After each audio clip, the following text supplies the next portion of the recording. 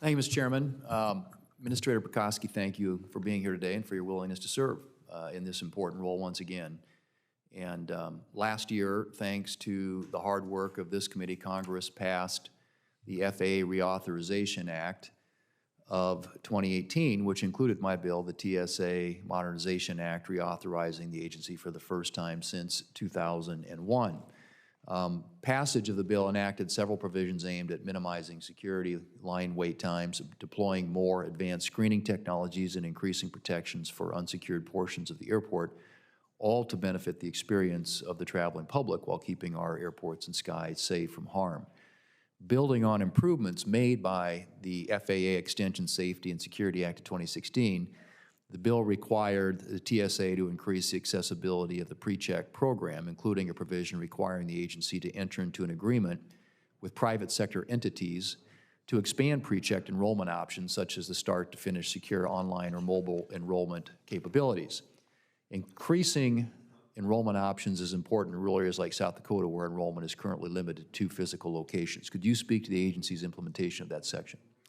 Yes, sir. First, let me thank you again for the Modernization Act. It significantly improved TSA, and it significantly has improved the passenger experience. And to your question on PreCheck, PreCheck is a vital program for us. PreCheck coupled with global entry allows us to have a trusted traveler population that will allow us to focus our limited security resources where they're needed the most. We agree completely that we need to improve the enrollment availability across the country. We have signed agreements with 2 additional companies to expand enrollment services in the United States. I expect that their authority to operate, in other words, our review of their cybersecurity within their systems and their processes will be done this calendar year. So you should see those new enrollment vendors rolling out sometime in calendar year 2022. Okay, thank you. And just as a follow-up on that, I've continued to work with Senator Blackburn on legislation requiring TSA to develop a secure online PreCheck enrollment process, allowing Americans in rural areas to enroll in the program without traveling to a physical enrollment center. Could you discuss TSA's internal efforts to increase the accessibility of PreCheck enrollment? Yes, sir. We want to make PreCheck available to as many people who qualify for it as we possibly can. We just recently reduced the fee for renewal of PreCheck from $85 to $70, and that can be done completely online. We are working very closely with the FBI to see if we can eventually, it's not going to be soon, I don't think, but eventually get to the point where we can do more mobile enrollment into TSA PreCheck. Okay, and if confirmed, I assume you'll continue to work with us on that important initiative. Thank you. You mentioned in your testimony TA's work with operators of critical transportation infrastructure to combat both physical security and cyber threats. In October of last year, I joined a letter with Ranking Member Wicker and several of my Commerce Committee colleagues expressing concern with recent security directives issued by the agency, particularly the lack of engagement with affected stakeholders.